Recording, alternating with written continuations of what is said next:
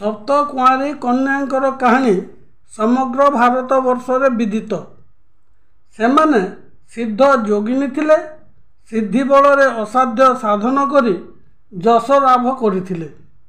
सही सप्त कुआरी कन्यांक मध्यरु सुआ तेलुणी अन्यतम अटे। से मध्य अन्य कुआरी कन्या मानक परी जनहितकर कार्य करी हस खुशी बंची रहिबा उचित बोली मने करुथिला। थरे उत्कलरू केतेक लोक कोसलपाटणा को परिभ्रमण पाई आसीथिले। सेमाने द्विपहरर खरा बेଳରେ पाटणागड़े पहुँची गोटे पिंडारे बसी थांती। आग कालरे जड़े बाहर आसिले निज घरे निजे रोषई करुथिले किंबा कहा घर को जाई आतिथ्य ग्रहण करुथिले। एतद व्यतीत अन्य उपाय नथिला। सही उत्कलीय माने खाइबाकू न पाई भोकरे हताश होई पड़िले। सही पड़ार केतेक लोकंक सहित वार्तालाप करुथिबा समय सुआ तेलुणी सही बाटरे जाउथिला। सुआर गोटे बड़ विशेषत्व थिला जे ता पछरे अनेक छुआ पिला बुलुथिले। से पिला मानकू बहुत आदर करुथिला।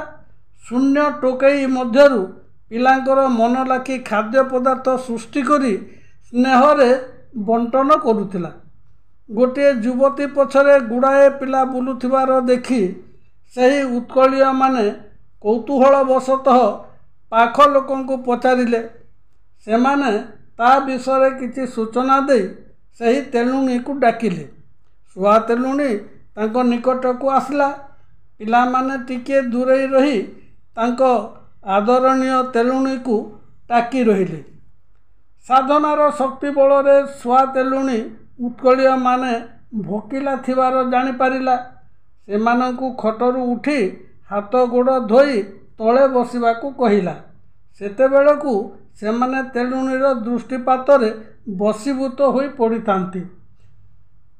तेलुणी प्रति सेमानंकर गभीर विश्वास और श्रद्धा जात होई सारिथिला। तेणु बिना द्विधारे सेमाने ता कथा मुताबक बसी पड़िले। सुआ तेलुणी सही शून्य भूगुली बा टोकईरू प्रथमे खली दना बाहर कला।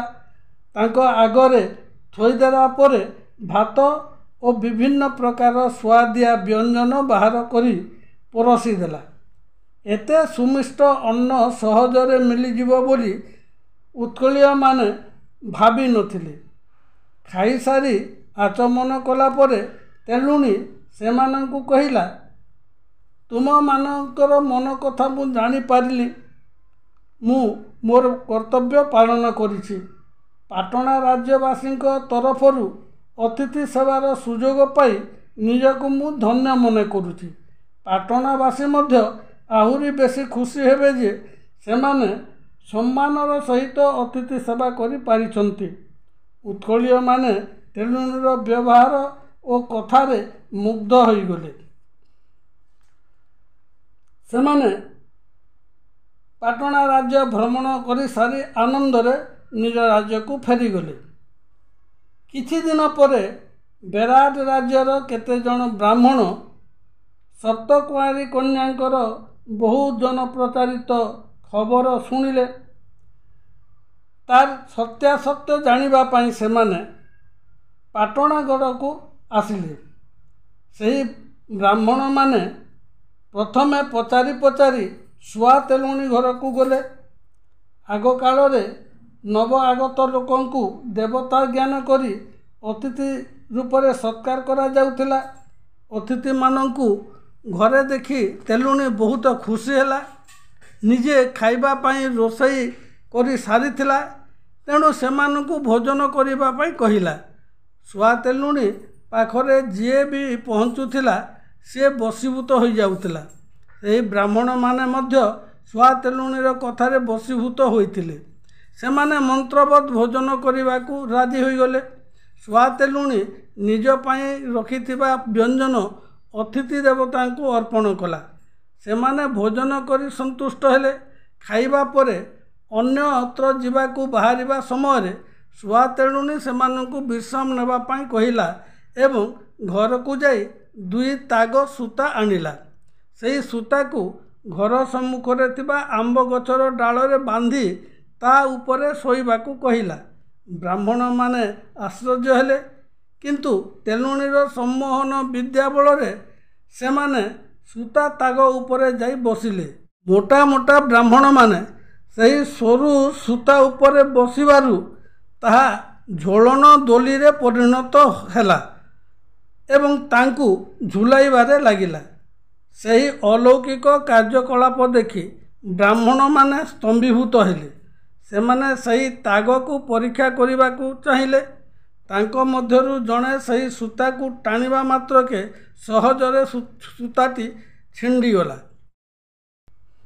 ସେମାନେ ଆହୁରି ଆଶ୍ଚର୍ଯ୍ୟ ହୋଇଗଲେ। ତେଲୁଣୀର କୁହୁକ ବିଦ୍ୟା ବଳରେ ଛିଡ଼ି ଯାଇଥିବା ସୂତା ତାଗ ପୁଣି ଏକ ଦୋଳିରେ ପରିଣତ ହେଲା। ଅନାୟାସରେ ଛିଣ୍ଡି ଯାଉଥିବା ସୂତା ଏକ ଆମୋଦଦାୟକ ଦୋଳିରେ ରୂପାନ୍ତରିତ ହେବା ଓ ଦୋଳିରୁ ଓହ୍ଲାଇବା ମାତ୍ରେ ତାହା ପୁଣି ସୂତାର ଧର୍ମ ଅନୁସାରେ ସହଜରେ ଛିଣ୍ଡି ଯାଉଥିବା ଘଟଣା ଦେଖି ବ୍ରାହ୍ମଣମାନେ ନିର୍ବାକ୍ ହୋଇପଡ଼ିଲେ। ଲୋକକଥା ଅନୁସାରେ ଶୁଆ ତେଲୁଣୀ ପାଣିକୁ ମଧ୍ୟ ତେଲରେ ପରିଣତ କରୁଥିଲା। ଅତିଥିମାନେ ତା ଘରକୁ ଆସିଲେ ଗୋଟିଏ ପାତ୍ରରେ ପାଣି ଦେଉଥିଲା। ସେହି ପାଣିକୁ ବ୍ୟବହାର କରିବା ସମୟରେ ତାହା ତେଲରେ ରୂପାନ୍ତରିତ ହେଉଥିଲା। ଏହିପରି ଅନେକ ଅଲୌକିକ କାର୍ଯ୍ୟ କରି ଶୁଆ ତେଲୁଣୀ ସମାଜର ମଙ୍ଗଳ ସାଧନ କରୁଥିଲା।